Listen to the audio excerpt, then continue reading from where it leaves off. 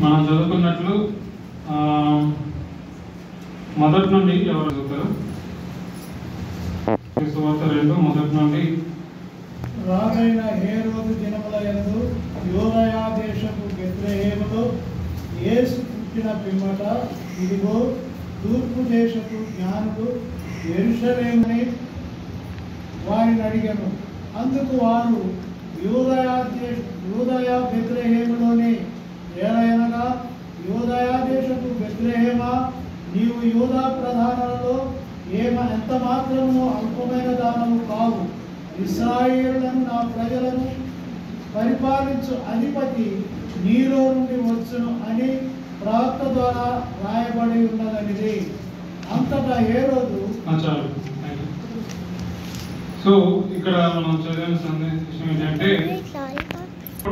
ఇక్కడ హేరోదు దగ్గరగానే వాళ్ళ ఇంట్లోనే ఎవరు పుట్టలేరు. సో ఈ రాజు ఎక్కడ నుంచి వచ్చాడని వాళ్ళు కలవరపడ్డారు. అయితే ఈ హేరోదుకి వాక్యం తెలియదు, పేరుకు రాజుగానే వాక్యం తెలియదు.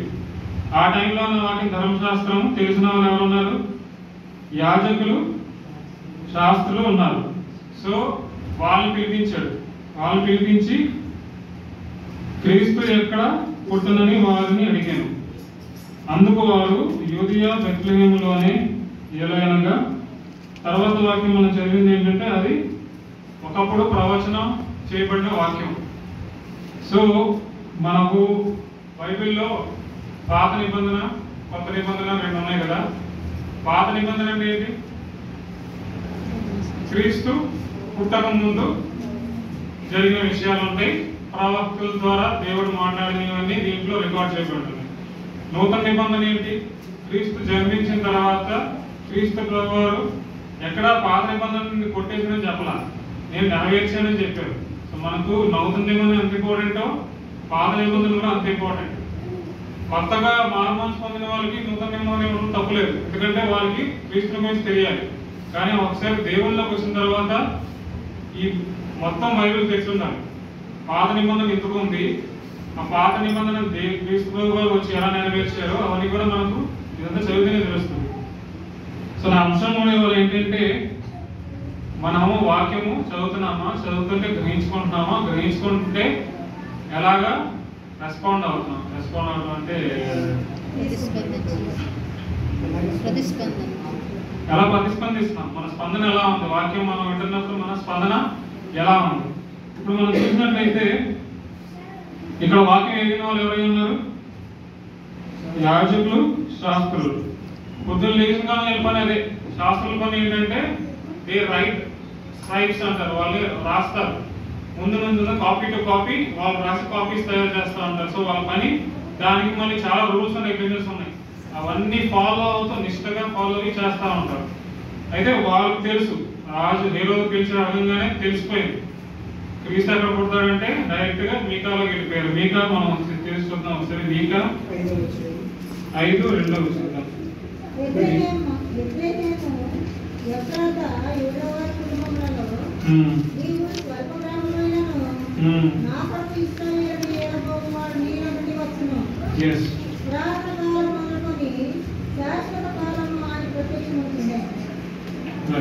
సో సేమ్ టు సేమ్ మత్తయి ఆ వాక్యాన్ని తీసుకొచ్చి ఇక్కడ పెట్టారు. మత్తయిలో ఉన్న ప్రత్యేకత ఏంటంటే he was a tax collector. ఆయన ఏంటి అన్ని డీటెయిల్ గా రాయడం ఆయనకి అలవాటు. యాజ్ అకౌంటెంట్, అకౌంట్స్ ఏం చేస్తారు, డీటెయిల్ గా అన్ని రాసుకుంటారు కదా. మత్తయి కూడా అన్ని డీటెయిల్ గా రాయడం అలవాటు. సో తను రాసిన మన సువార్త చదివినట్లయితే వీలైనంత వరకు డీటెయిల్స్ ఇవ్వడానికి ట్రై చేస్తారు. ఫస్ట్ చాప్టర్ లో మనం చూసినట్లయితే దాన్ని ఏమంటారు, జనరేషన్స్. ఫస్ట్ ఆదాం నుంచి జీసస్ వరకు, అబ్రహాం నుంచి జీసస్ వరకు జనరేషన్స్ అన్ని డీటెయిల్డ్ గా, వంశావళి డీటెయిల్డ్ గా రాశారు. తర్వాత ఇక్కడ ఫస్ట్ బెత్లెహేము అని వర్ణించినప్పుడల్లా యూదయ దేశపు బెత్లెహేము అని రాస్తున్నాడు. ఎందుకంటే 2-3 బెత్లెహేములు ఉన్నాయంట.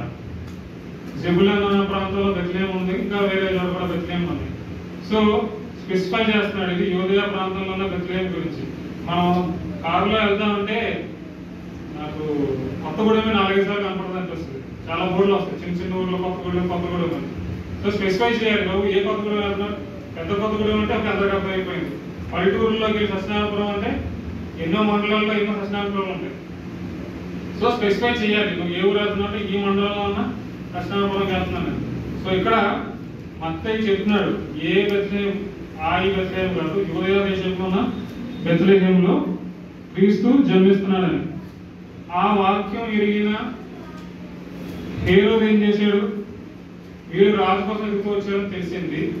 కానీ హేరోదు ఎలా స్పందించాడు, ఈ పుట్టినోడు నాకు ఏమంటారు దాన్ని, నా రాజ్యాన్ని తీసుకెళ్ళిపోతాడా ఏంటి అని భయపడ్డాడు. పక్కన శాస్త్రులు ఉన్నారు, వీళ్ళు ఉన్నారు, యాజకులు ఉన్నారు. వాళ్ళ స్పందన గురించి ఇక్కడ ఏం లేదు. కానీ ఎక్కడ కూడా వాళ్ళు వెళ్ళి ఆ బిడ్డని బాబుని కలిసినట్టు కనపడలేదు. అట్లీస్ట్ బైబిల్లో అయితే రాసలేదు. వారు పాజిటివ్ గా స్పందించారు అని అయితే ఎక్కడ రాసలేదు. దేవుని వాక్యం ఎన్నో సంవత్సరాలు చదువుతున్నారు. మన బుధవారం రోజు రామబాణం చెప్పారు, దేవాలయ silent period, 400 years of silent period. ఏంటి అక్కడ ఏం జరగల, ప్రవక్తల ద్వారా ఎవరి ద్వారా కూడా దేవుడు మాట్లాడలేదు. సో ఏంటి చల్లబడిపోయారు. 400 years అంటే 4-5 generations పాస్ ఆన్ అయిపోయినాయి. సో వాళ్ళు ఏమనుకుంటారు, నెక్స్ట్ జనరేషన్ వాళ్ళు దేవుడు మాట్లాడే దేవుడు కాదన్న ఇదిలో ఉంటారు. అప్పట్లో మాట్లాడేవాడు ఇంకా మాట్లాడలేదు. సో మేబీ ఈ 5th generation దాకా వచ్చింటారు ఈ శాస్త్రులు. చదువుతున్నారు, మైండ్ లో ఉంది కానీ అది హృదయంలో రావట్లా. సో ఇది చదివినప్పుడు వాళ్ళకి ఏం తెలియాలి, నిజమే కదా బెత్లెహేంలో పుట్టాలి. సో ఇక్కడ వీళ్ళందరూ అక్కడ పుట్టిన వాళ్ళు కాదు. వీళ్ళలో ఎవరు క్రీస్తు కాదు, మనల్ని విడిపించే క్రీస్తు బెత్లెహేంలోనే పుట్టాలి కదా. మనం కూడా ఒకసారి వెళ్ళి చూస్తే పోలేదు, కొంచెం మనం కూడా డిక్ చేస్తే తెలుసు కదా మన విషయాలు ఏమున్నాయని. జస్ట్ చదివారు, రాజు చెప్పారు, వదిలేశారు. బెత్లెహేం ఎంత దూరం కూడా కాదు, వాళ్ళున్న ప్రాంతం నుంచి 6 మైళ్ళు. ఐ థింక్ అక్షాపురం కూడా అంత దూరం ఉంటుందేమో మీరు ఇక్కడ నుండి. సో ఆ టైంలో, and these people are rich people. వీళ్ళందరూ ఏంటంటే కొంచెం హై ప్రొఫైల్ ఉన్న వాళ్ళు. ఈ శాస్త్రులు, యాజకులు వీళ్ళందరి దగ్గర డబ్బు ఉంది. సో వాళ్ళ దగ్గర కొన్ని బళ్ళు కూడా ఉంటాయి, లైక్ చారియట్స్ ఇలాంటివి, గుర్రాలు, గాడిదలు అలాంటివి ఉండొచ్చు. లేదు అంటే నడక కూడా 6 మైళ్ళు నడక పెద్ద విషయం కాదు. ఈ జ్ఞానులు ఎంతో దూరం నుంచి సంవత్సరం పైగా మేబీ వాళ్ళు ప్రయాణం చేశారు క్రీస్తు మీద పెట్టడానికి. వీళ్ళు అంత దూరం నుంచి ఇంత ప్రయాణం చేసి వచ్చారే, మనం కొంచెం 6 మైళ్ళ దూరం వెళ్ళి మనం ఎదిగితే బాగుండు కదా, మనం కూడా వాళ్ళు హెల్ప్ చేస్తే బాగుండు కదా, మనకు కూడా తెలుస్తుంది కదా నిజాలు ఏంటో విషయాలు ఏంటో తెలుస్తుంది కదా. దేవుడు వాక్యం చెప్పాడు, మన దేవుడు వాక్యంలో చెప్పినట్టు దేవుడు నిజమైన దేవుడు. ఆయన చెప్పే దాంట్లో ఆయన ఒక్కటి కూడా నెరవేరకుండా మానదు. వారి పూర్వీకులు చెప్పారు ఐగుప్తు నుంచి ఎలా విడిపించి వచ్చాడు, ఎలాగా వారిని ఎన్నో మిరాకిల్స్ ద్వారా వారిని విడిపించాడు, తర్వాత వాగ్దాన భూమిలో అనుగ్రహించాడు. ఇవన్నీ వాళ్ళు ధర్మశాస్త్రం చదువుతున్నారు. సో దేవుడు చెప్పింది చేసిన దేవుడు. అలాగే ఇక్కడ చెప్పిన దేవుడు, బెత్లెహేంలో పుడతాడని చెప్పిన దేవుడు తప్పకుండా అక్కడ పుట్టిస్తాడు క్రీస్తుని. అది వాళ్ళకు వాళ్ళ సమయంలో జరగడం వాళ్ళు భాగ్యంగా భావించి వాళ్ళు వెళ్ళవలసిన వారు. కానీ వాళ్ళు ఏం చేశారు, నిర్లక్ష్యంగా కూర్చొని ఉన్నారు. అయితే ఇవాళ నేను ఒకటి ధ్యానించుదాం అనుకున్నది ఏంటంటే, మనము ఎలాగా స్పందిస్తున్నాం. మనకు కూడా దేవుడు ఇది అనుగ్రహించారు. మనకు దీనిని విశ్లేషణగా చెప్పించే, దీన్ని ఎక్స్ప్లెయిన్ చేసే ప్రతి సండే కానీ కూటాల ద్వారా కానీ మనకి ఇస్తున్న సాహిత్యం ద్వారా కానీ దాన్ని వివరించేవారు మనకు అందించారు దేవుడు. అని వింటున్నప్పుడు మనం దానికి ఎలా స్పందిస్తున్నాం. మనకు ఆరాధన అంటాం, ఆరాధన స్తుతి అంటాం. స్తుతి ఆరాధన అంటే ఏంటి, దేవుడు ఏమై ఉన్నాడో ఆయన్ని మనం వర్ణిస్తూ ఆయన్ని స్తుతిస్తున్నాం. ఆయన గుణగణాలని మనం వర్ణిస్తూ స్తుతిస్తున్నాం. ఆయన మనకు తనను తాను బయలుపరిచినప్పుడల్లా తనలో ఉన్న కొత్తది మనకు తెలుసుకున్నప్పుడు దాన్ని బట్టి మనం ప్రభుని స్తుతిస్తాం. ఓకే, కానీ మనం అసలు ఆయన తెలుసుకోవాలి, ఆయన ఎరగాలని మనం తలుస్తున్నామా లేదా? కేవలం సండే మార్నింగ్ కానీ ఇక్కడ చెప్పిన వాక్యం ద్వారా సంతోషపడుతున్నామా, లేదా ప్రతిరోజు ఆయనను మనం తెలుసుకోవడానికి దేనిని ధ్యానిస్తున్నామా? ధ్యానించినట్లయితే దేవుడు బయలుపరుచున్నప్పుడు మనం ఎలాగా స్పందిస్తున్నాం అది కొంచెంసేపు మనం చూసుకుందాము.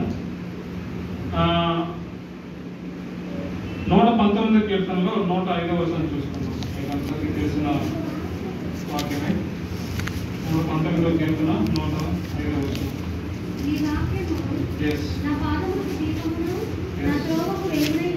ఈ వాక్యము నా పాదమునకు దీపము, నా త్రోవకు వెలుగునై ఉన్నది.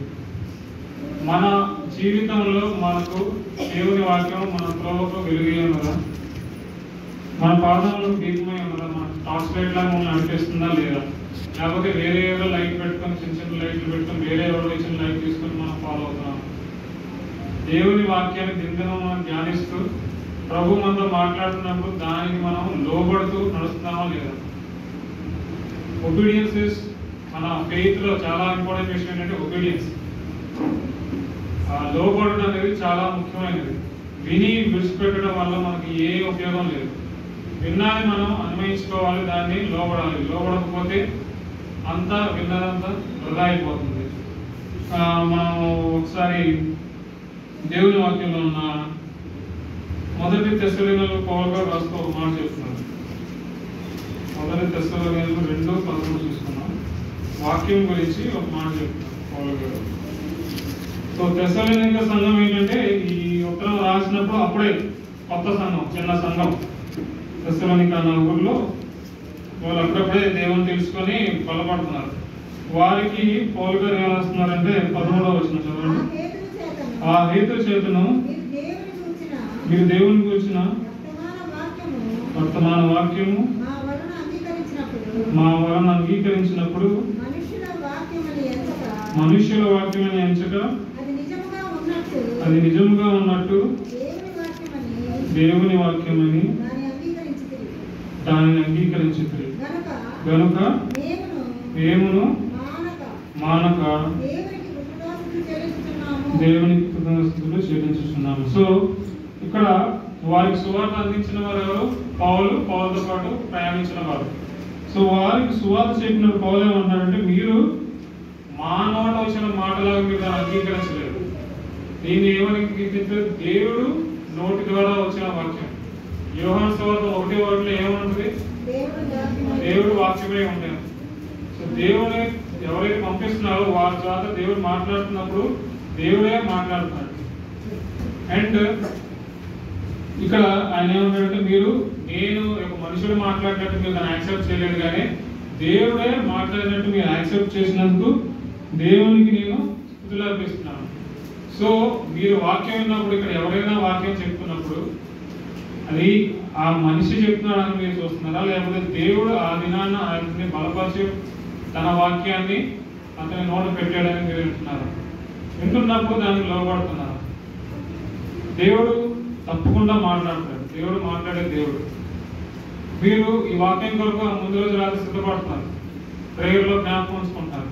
ప్రభువా మీ దాసుని బలపరిచి వాడుకోండి, అండ్ నా హృదయాన్ని సిద్ధపరచుకోవాలి.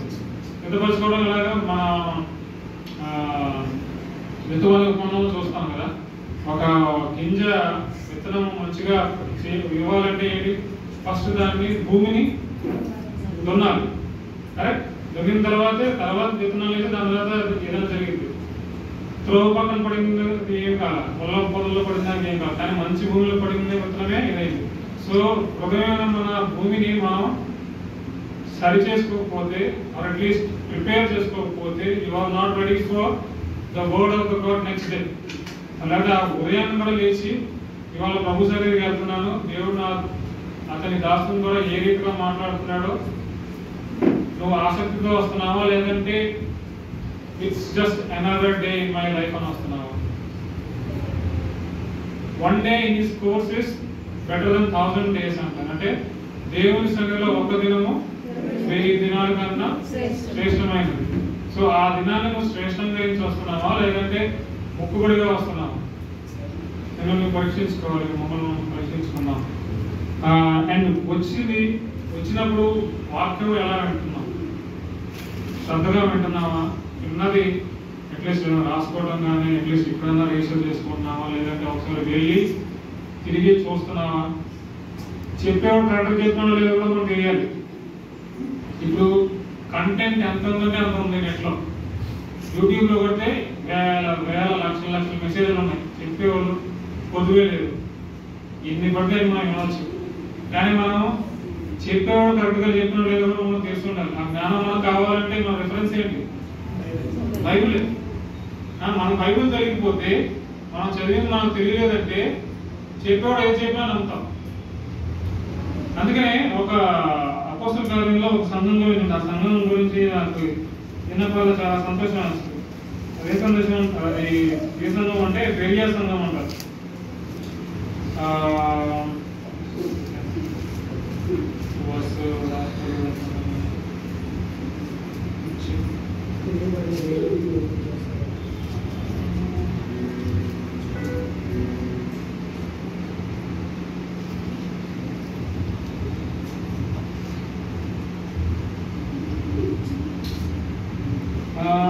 అపోస్తల కార్యములు 17వ అధ్యాయం 11వ వచనం చూసుకున్నాం.